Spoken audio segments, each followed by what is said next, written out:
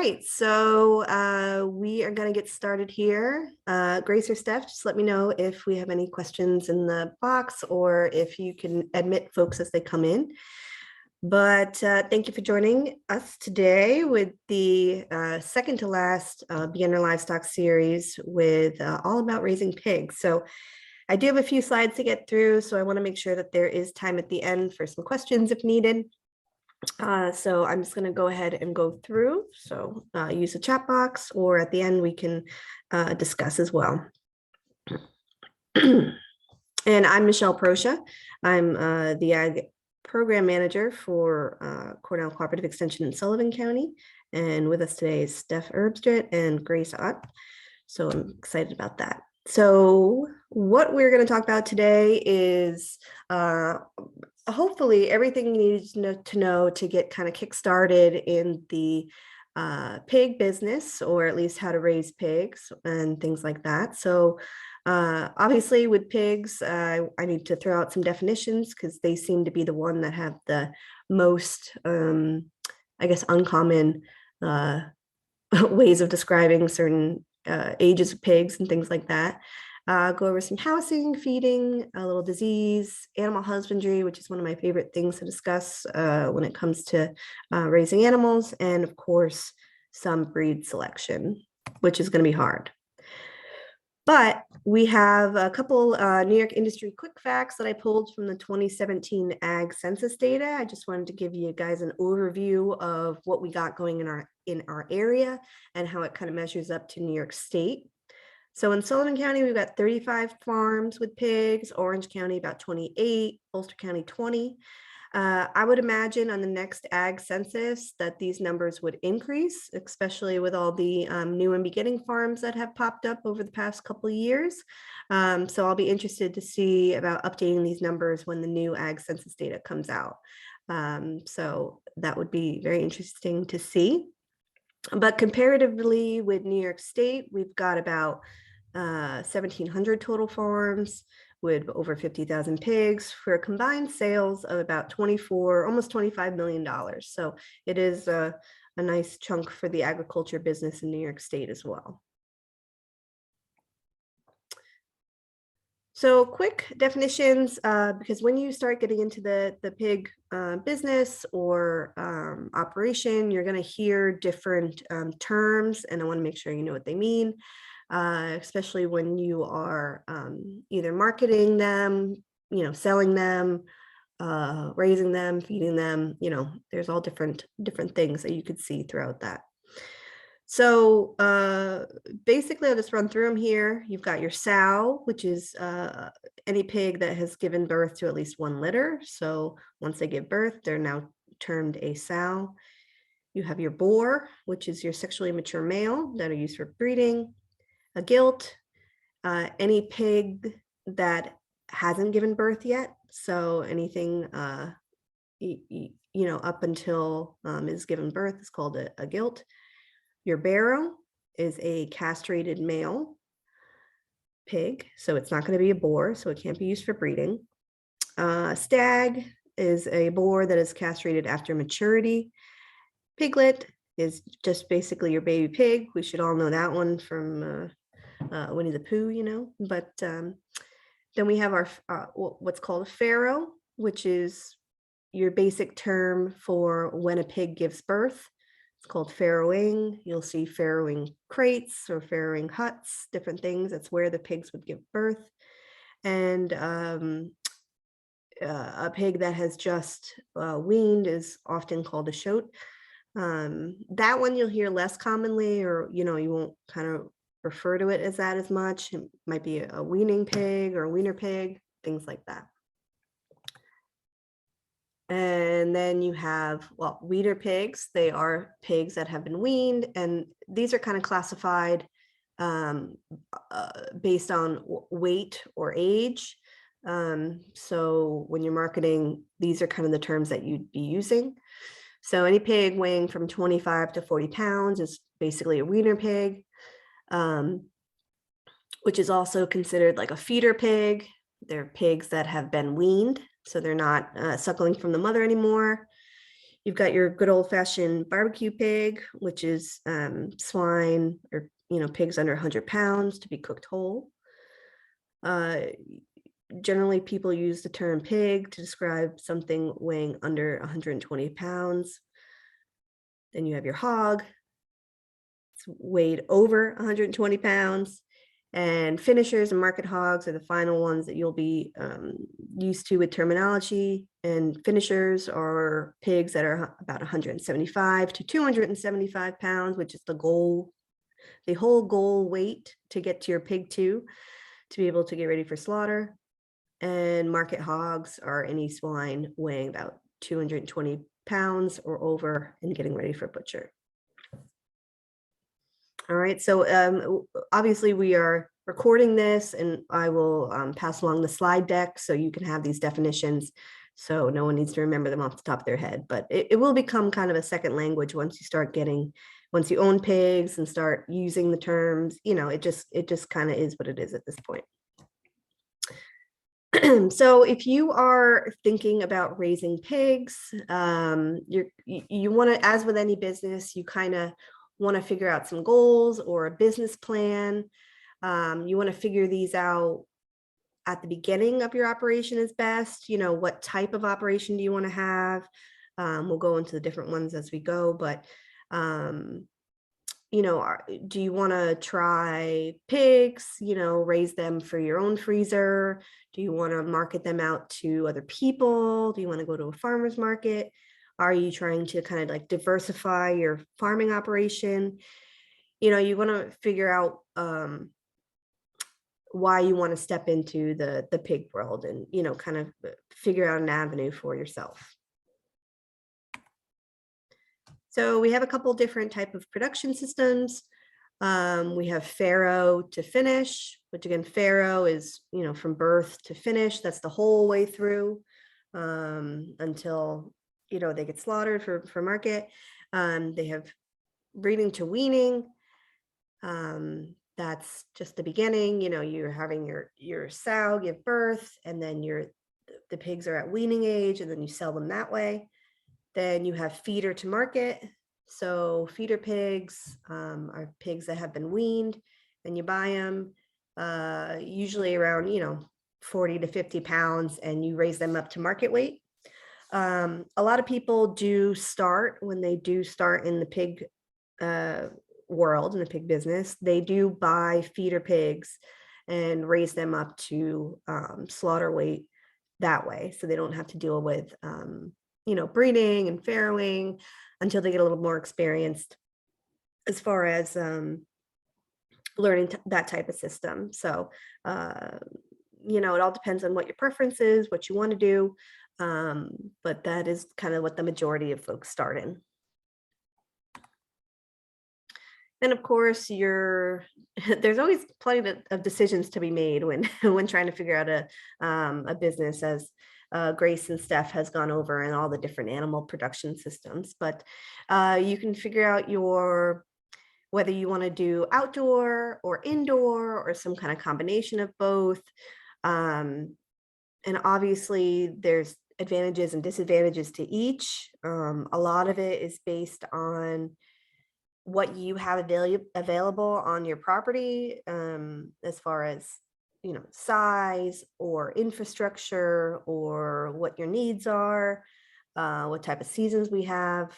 If you are here in New York, we have the same seasons together, so you could either do indoor or outdoor. But some places farther north, or have harsher climates, that you might favor one production system over the other. So, and there are, I know I've pulled a ton of different pictures here of different kind of production systems and housing, but, if you go online or any of the pig sites or anything like that, you can see plenty of different housing and infrastructure ways that you can build a wide range of options here. So with each different phase or production system that you have, each will require a different set of management skills. So again, trying to figure out which ones that you want. to do as part of your business would depend on, either A, what your skills are, or what you're set up to do, or what you want to do. So, you have breeding, farrowing, nursery, or grower operations, and each of these has, different requirements as far as infrastructure, feeding, time, you name it. But I do want to mention that pigs are super efficient and they can reach market weight, uh, generally with some of your commercial pigs, within 6 months from birth. So it's kind of a fast turning operation as opposed to, say, cows who take much longer to get up to market weight. And if you have like more of a heritage breed pig, depending on, your preference, they can take maybe, well, they'll take a little bit longer, 7 to 9 months, to get up to market weight, just because they're a little bit slower to grow, but they have different advantages as well. So I pulled this, it was a flyer, and I just thought it was a nice kind of breakdown here of a life cycle of a market pig. And so this is a poster from one of the big pig operations kind of out west, but it just shows you that the gestation of a pig to farrow to get piglets is, I've always remembered this ever since college. It's 3 months, 3 weeks, 3 days from insemination is when they will birth their litter. And it's, it's plus or minus, a couple days. So, once they get close to that 3 months, 3 week, 3 day zone, you want to get ready for them to farrow. So from birth to weaning, you generally will wean about 3 weeks after they give birth. And at that point, they go from 2 to 3 pounds at birth to about 13 to 15 pounds at weaning. And at that point, they can start using like what they call a creep feeder, or it's just basically like a sweet feed almost, that these piglets can get to, but mom can't get to. So it's kind of got like a small opening just for the piglets. So, but at weaning, they're about 13 to 15 pounds. Then they move up into the next kind of section. If you're in a commercial operation, then they move on into the nursery, which they're about 6 to 8 weeks of age, or 42 to 56 days. They are eating about 1.4 to 4 pounds a day per pig. And during this time, during these 6 to 8 weeks here, these pigs will gain about 50 to 60 pounds. So again, pigs are very efficient. They are fast growing. So that's why by 6 months of age, they're ready for the market. And you have your growing and finishing, which will be the next kind of stage. And this is the 16 to 17 weeks of age. Pigs are generally eating about 6 to 10 pounds of feed daily per pig. And at about 6 months of age, they are already ready at their market weight, which as of now, the market standard is 280 pounds. 15 years ago, this market standard was 275. But, so it always adjusts with the market. But I do have a bunch more slides to show you the breakdown of what that means in terms of meat at the end at the end of the day. So you see by, the average weights of birth to weaning, that all takes place kind of around 6 months of age for these particular more commercial pig. Again, if you're doing a heritage breed, it might be a little bit longer than 6 months, but generally the stages are the same. All right, now moving into breed selection. So this is one of the harder things to decide of what type of pig you want to raise, or a breed of pig you want to raise. There's plenty of them out there. I'll show you some really great ones. In the past, I've raised heritage breed pigs, large blacks they're called, and they are, slower growing, of course, but you have to decide whether you want kind of a commercial pig or any of these major swine breeds or heritage breed. So some are more fast growing, have larger meat cuts, especially in the loin area or bacon area. Some are hardier breeds, better suited for our climate than others. They have types that are better for, general meat cuts versus your bacon breeds. They have sow breeds versus boar breeds who are better for the mothering ability if you're in more of an operation, a breeding operation. So, there's plenty of different ways to figure out or do research on what type of pig you're most interested in.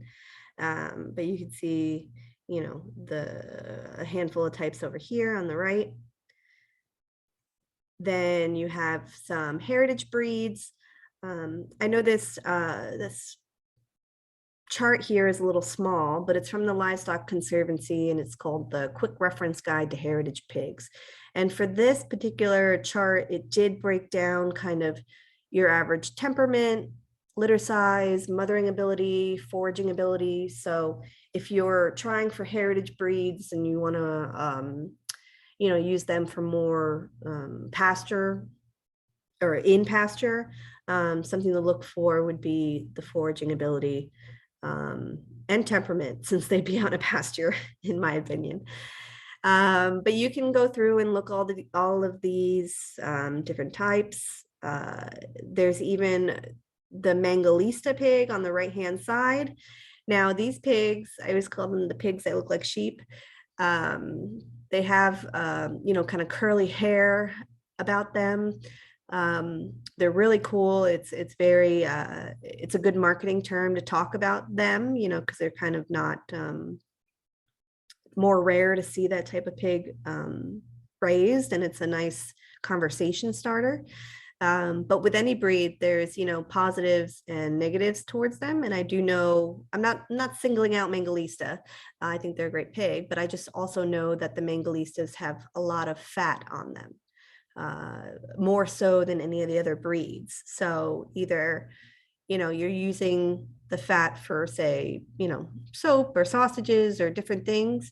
That might be a preference for you, but otherwise that's kind of, something that would come off in processing. So, just things to keep in mind. Like I said, there's the large blacks on there under the heritage breed as well. So there's so many different types of breeds and crosses, of course. So you're always trying to think about what could be the best breed, and that's 100% debatable. That is all up to you. Everyone's got different opinions. Everyone's got farmer preference. It's also something that, what your customer base is looking to get, it's market driven, and, what method you're going to be raising your pigs to. So lots of decisions to be made as early on here. One thing I do want to talk about, and I think is super important and often not thought about in the beginner realm as far as raising pigs, but all about pork quality, because after all, you are raising a meat animal. And I think this is something that should be thought about more, especially with genetics. So the way that you could influence pork quality of your pig is by breeding or genetics. So you can select certain characteristics from a breeding male or a breeding female to accentuate certain characteristics. So one thing, since you are raising a meat animal, one thing that the commercial industry is very big on is the amount of what they call loin eye area and it's LEA. You can see that up here. And then you have your fat thickness. So there's a certain kind of market industry standard if you're in the commercial industry of like the minimum loin eye area and fat thickness that that you'll see on a pork cut here, or a pork chop, I guess you could say.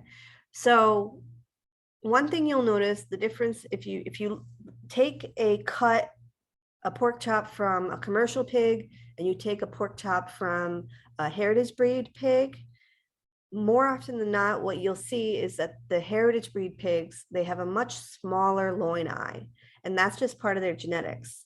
So one thing you can do if you're trying to increase that loin eye is breed animals together that have the opportunity to make a larger loin eye. And it just means more meat. If you ever sit down and you get a pork chop that's pretty small, you're gonna have a couple of them, right? So I just want to keep your mind churning with the idea of genetics and how it can improve your herd, whether it's for mothering ability, litter size, meat quality, different things like that. So keep that in mind. And of course, with any other meat, we have different standards. So you would normally see this, we see the different grades and marbling with beef all the time, but there is the same quality pork standards that go along with pork. So they have different marbling, different color. And it's very interesting to kind of see, when you get that first processed pig back and you see the fruits of your labor or their labor, you get to see what you got going on. So it's really cool to see. So you can go different color standards, texture, and marbling, of course. So typical market hog standards, like if you went to the fair or any commercial operation or what your processor enjoys to see, by today's standards, you're having your live weight of being, it's about 282 pounds, which will break down to just the carcass weight is 211 pounds. And these are your ideal back fat is 0.68 inches. Your loin eye area is 7.93 square inches, percent lean, 55%, and lean meat will render out to be about 116 pounds.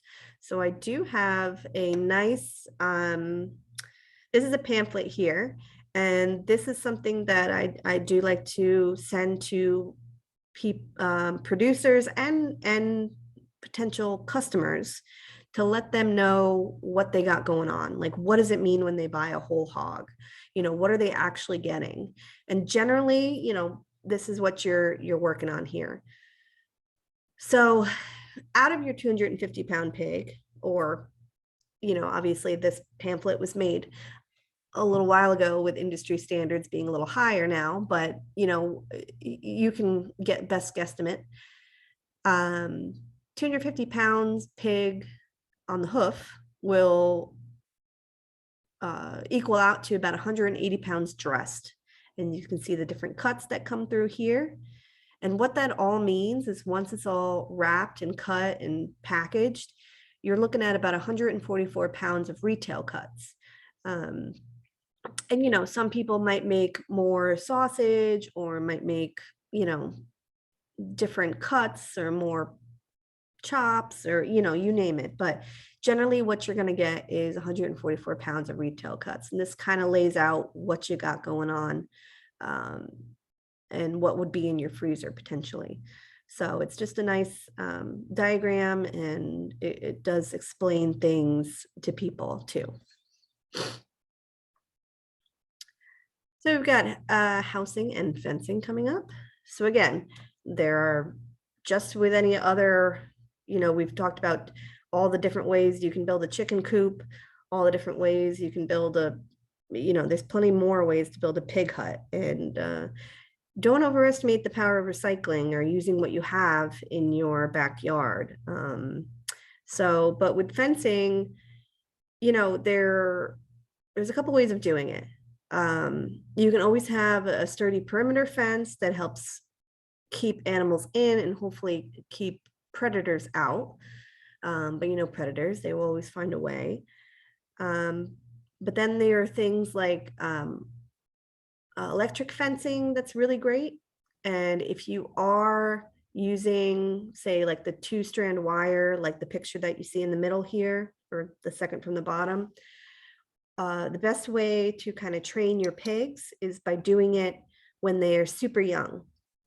So you get it super hot and they are young and they touch it with their nose and they start learning right from the get-go.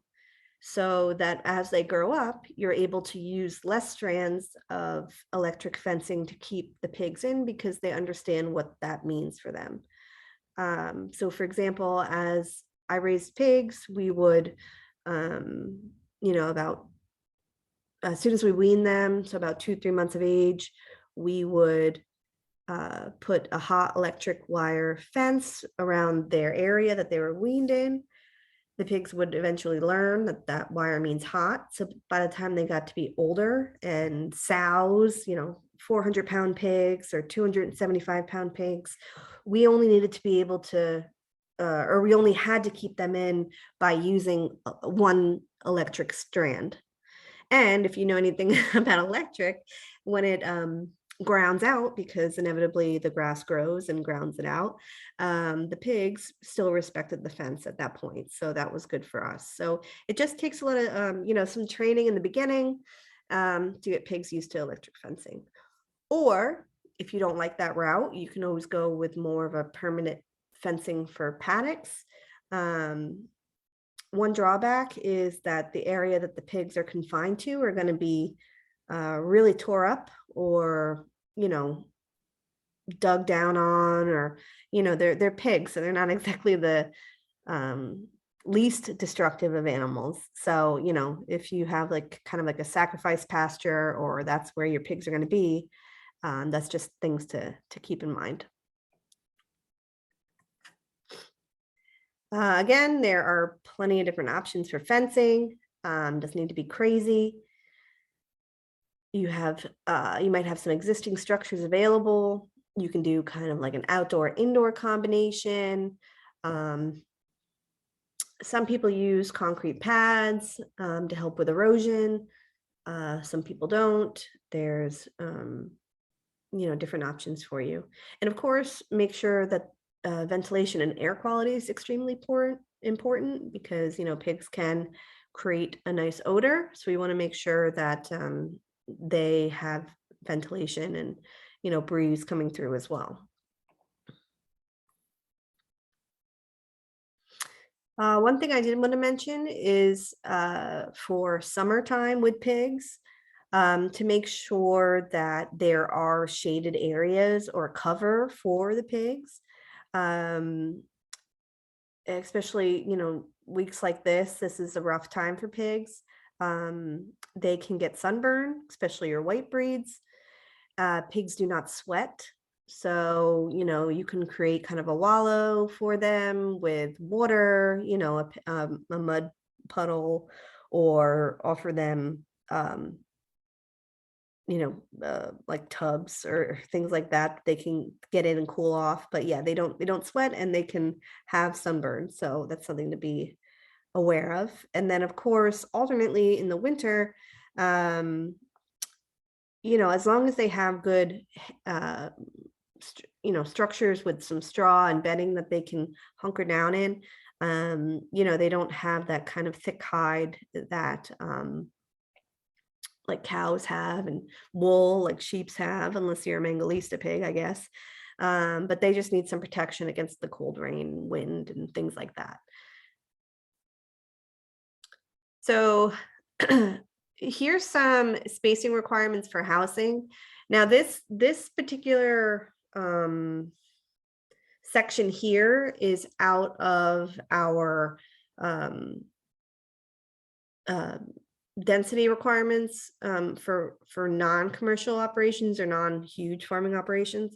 So just keep in mind kind of the density that we're talking about, based on the acreage that you have.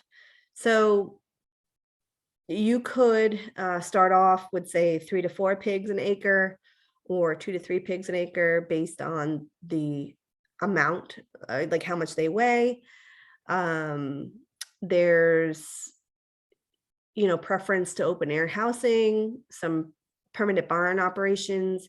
If you're going that route, of pens, they say about 7.5 to 8 square feet per pig. And of course, if you are doing any kind of group housing, it's best to have the recommended space available per pig so they don't get too crowded. And, because if they crowd, they fight over food, they fight over water, and you just want to give them enough space.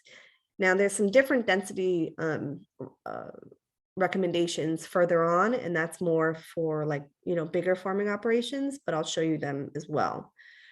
But you can also decide based on the acreage of your property or how many pigs you want, you'll begin to know, like, this is too many pigs in one area. Or a lot of times what's the best option is to kind of split groups of pigs based on their age, which is based on their feeding requirements, so that you don't overfeed smaller pigs and underfeed bigger pigs, because feed is very expensive and you want to make sure that you're not overfeeding and losing money, because pigs, and along with any other animal, can only eat so much food to gain muscle. After that, they're just gaining fat. And we all know what happens to fat when you go to the processor. It just gets trimmed away. So you want to make sure that you're getting the most bang for your buck. So bedding, you want to make sure that they do have good, nice bedding, some low quality grass hay or straw, whatever you have available out in your area. I've seen folks use kind of like whole or ground corn cobs, which, you definitely want to avoid using that bedding if you're young pigs, because they will eat them and could choke. Things like baled corn stalks, shredded newspaper, shavings, straw, anything you can think of that can be used as good bedding. But generally what you see is kind of like shavings, hay, straw, and you want to be able to keep it, clean too. They have things such as deep bedding or bedded pack, where, you kind of do like a deep bedding, and over the course of the season, it gets replenished with some more straw and shavings, and just kind of go like that. But eventually you're going to have to do a good clean out at some point. And your choice of bedding is based on, what you got going on throughout the year. So depending on the weather, you might use more shavings in the summer, and more hay or straw in the winter to keep them warm and not cold or wet. So lots of options here. So moving into nutrition, I just wanted to kind of show you some of the different crude protein percentages, and based on the ages of the pigs and what their purpose is. So, but pigs are going to eat just about anything. And like I said, feed is about 60 to 70% of your production cost. And if you have tried to buy pig feed or any feed right now, you know that the price has increased even more. So that's something to keep in mind when you're trying to figure out how much to sell your pigs for. You might need to adjust a little bit. But pigs do need a balanced mixture or ration in order to grow properly. So a lot of people do use pig scraps and things like that, which is fine. You just have to keep them to a minimum, 2%, 3% of the body weight of scraps.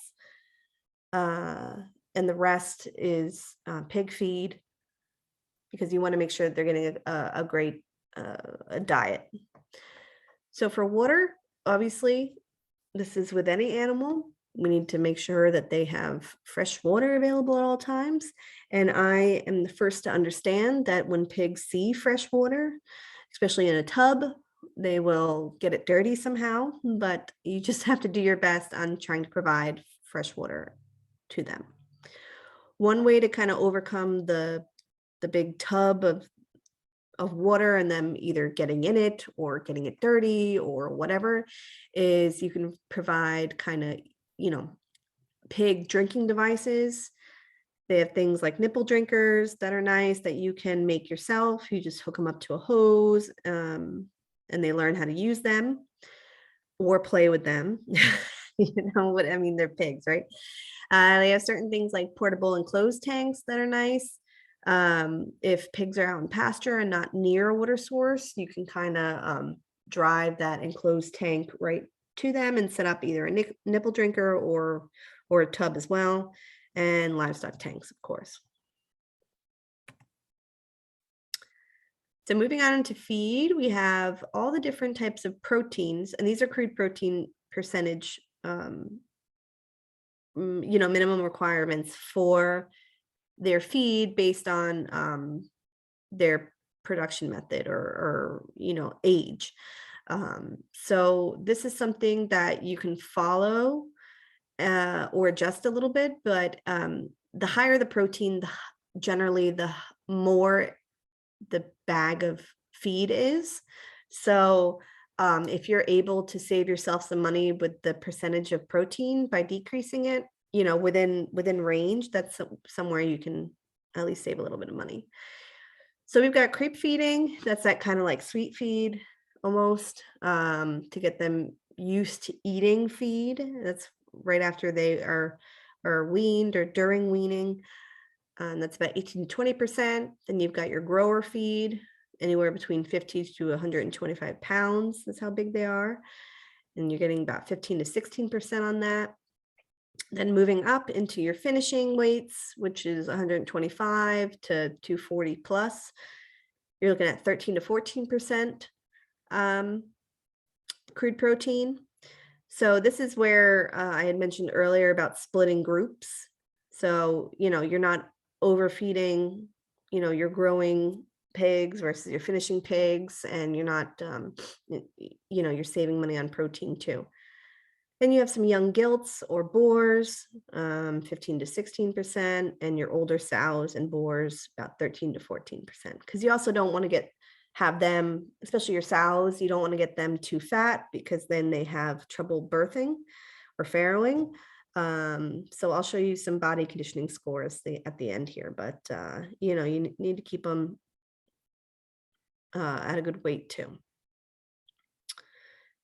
And then of course sows during gestation, to maintain that body weight and feed those piglets inside, you're looking at 12 to 14% crude protein. And then, with any kind of lactating animal, you want to increase the crude protein because they're producing milk and you don't want them to lose body weight during that time.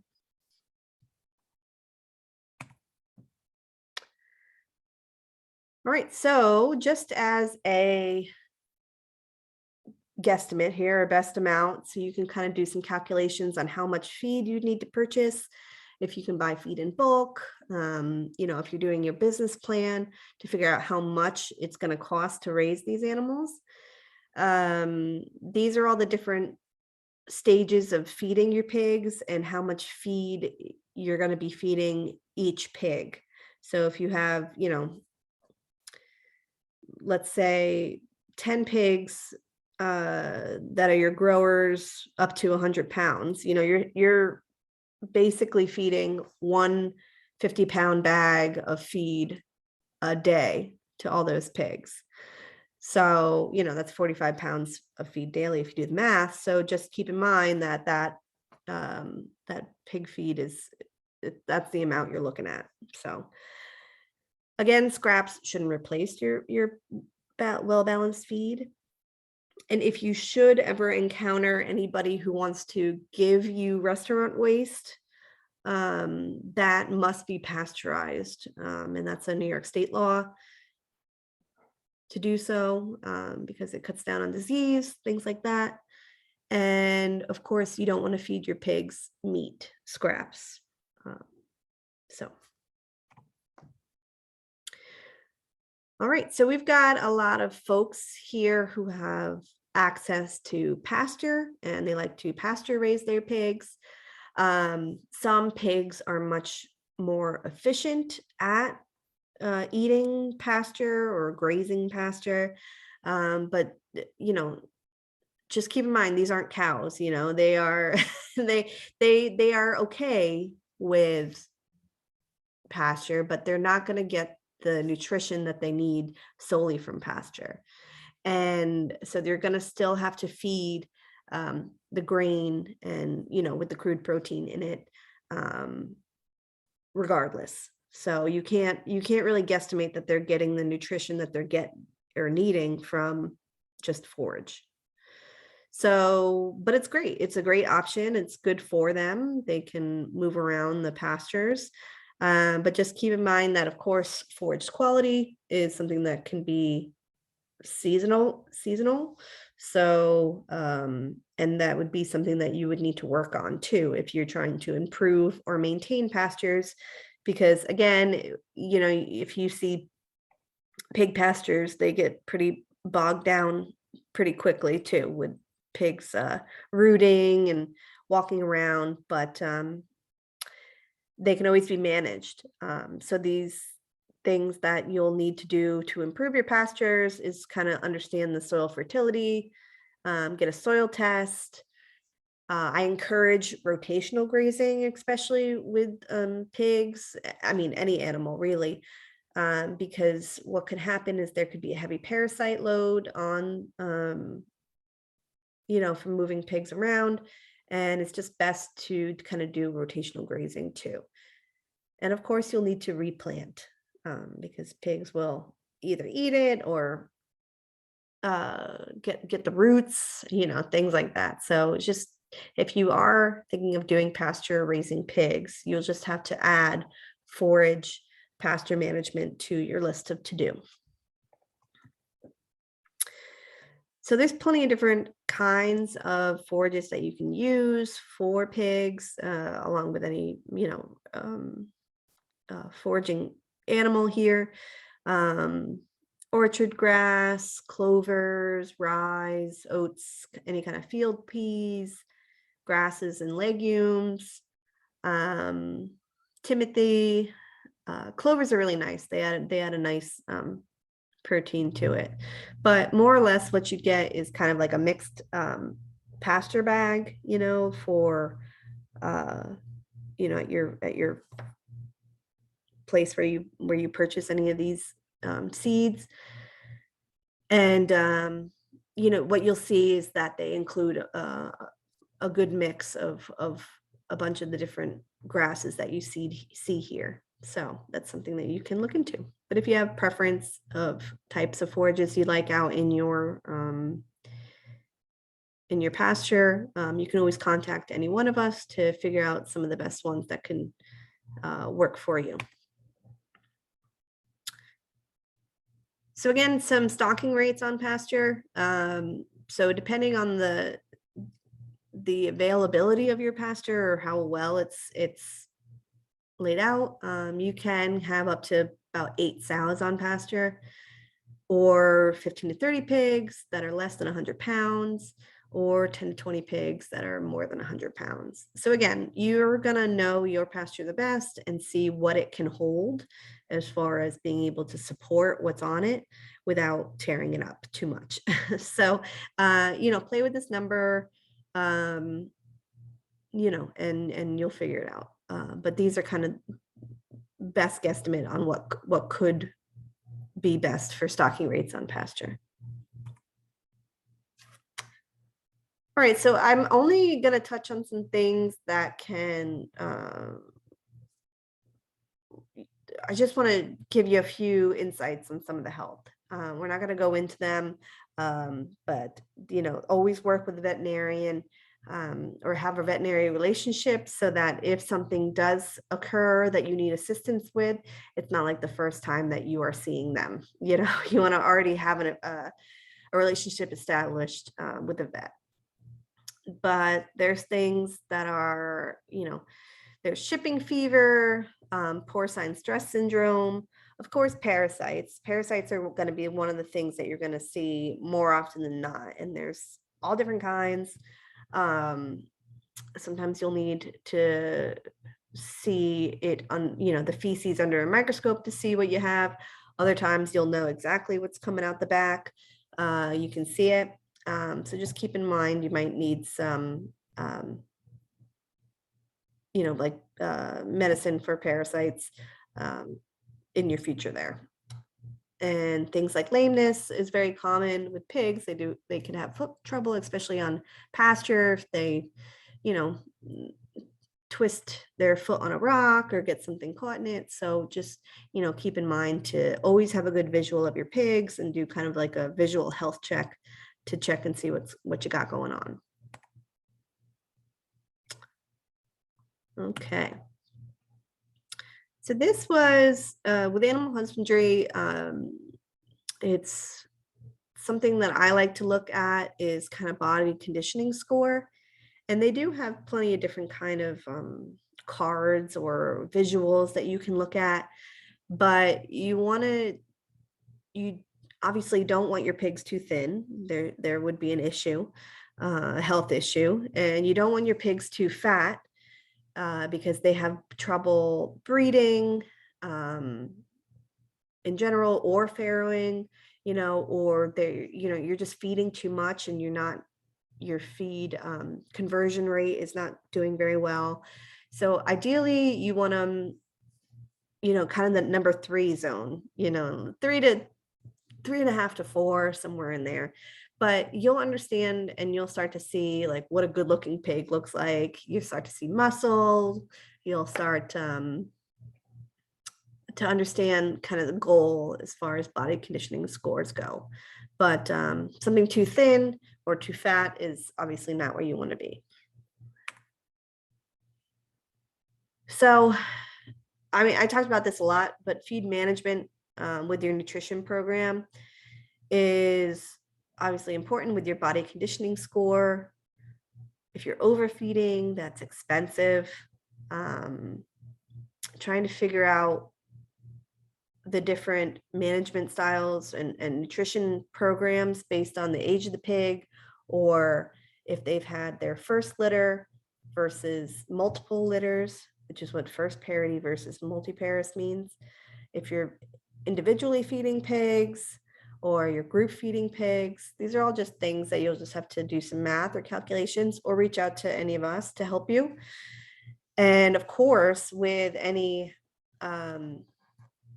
feeding operation, one great thing to do is to keep records on how much you're feeding out, because then you can do the math on you know, how much things cost, and making sure that when you're selling your animal, you're getting your money back and plus some, right? That would be the goal.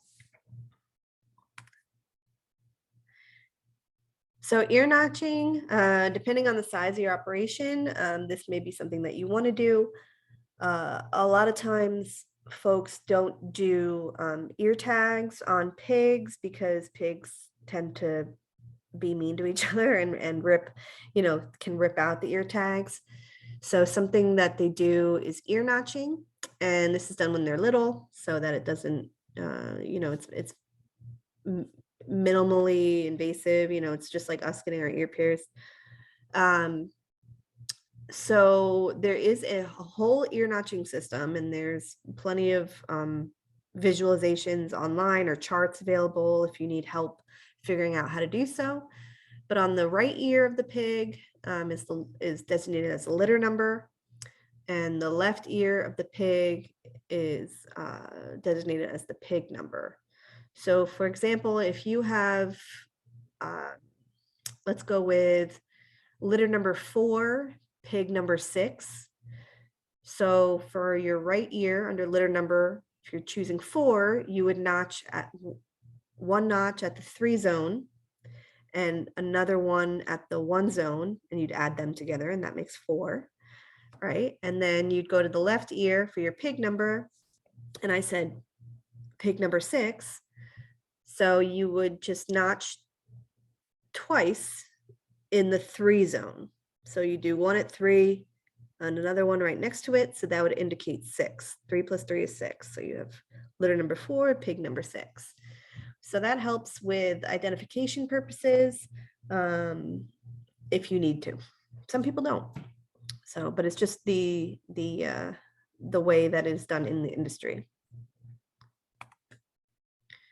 For castration, if you decide to do so, depending on your operation, obviously earlier is better, as soon as you can. And there are several videos and instructions available online on how to do it, or you can ask a vet to teach you, things like that. And a lot of time castrating is done to reduce male aggression, depending on the type of pigs you have as far as breed goes.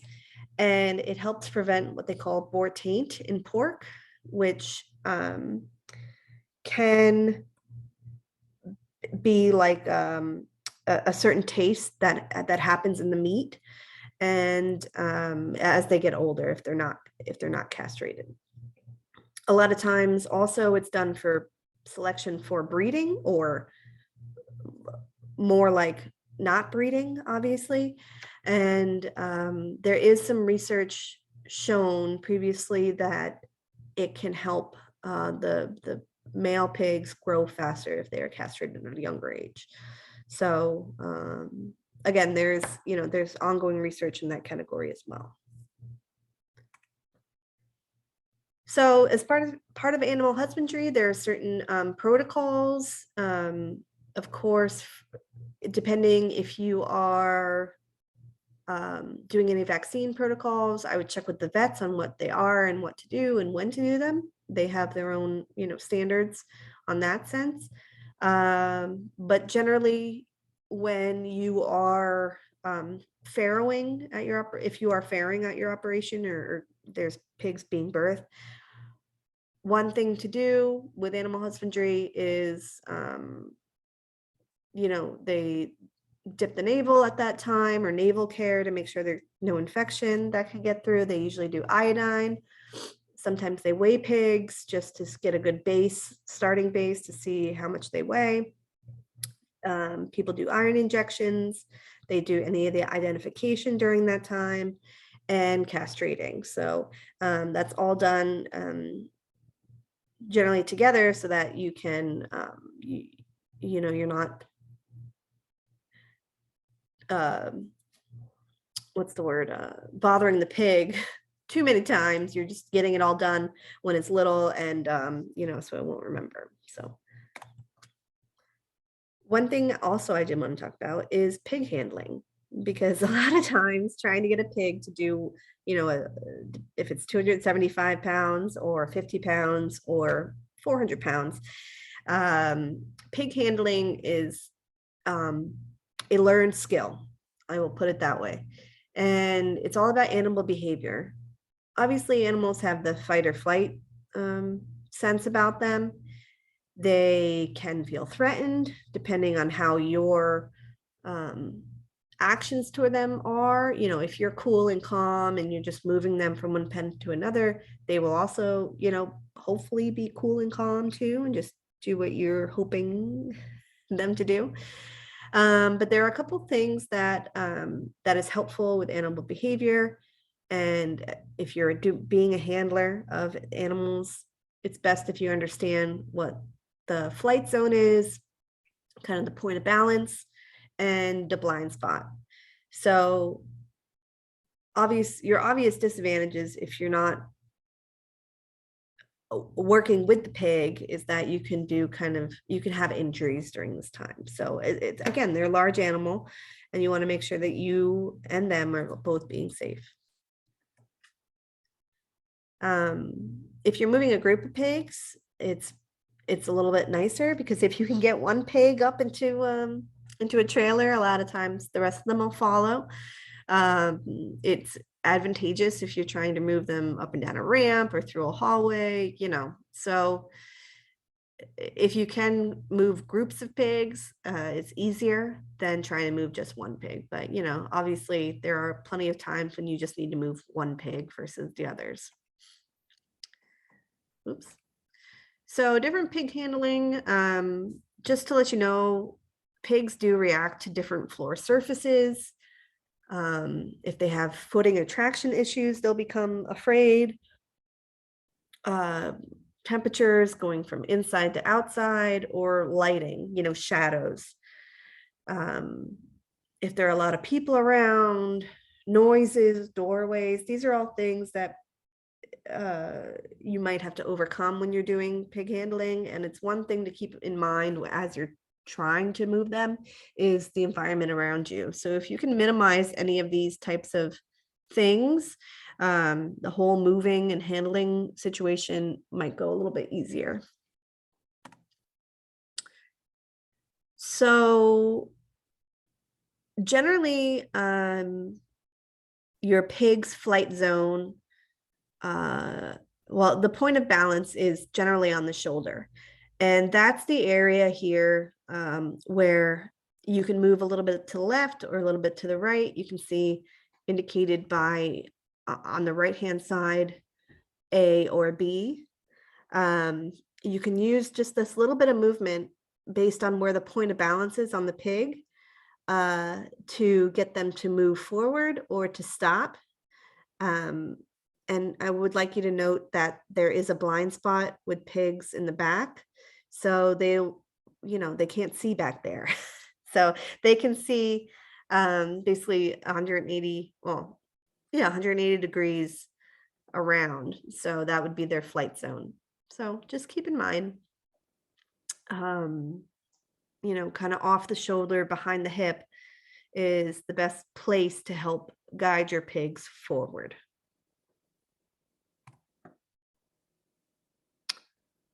Okay, so I believe, yep, that is the end here. So I will, I know it's a lot of information in a little bit of time, but I did want to leave time open for questions.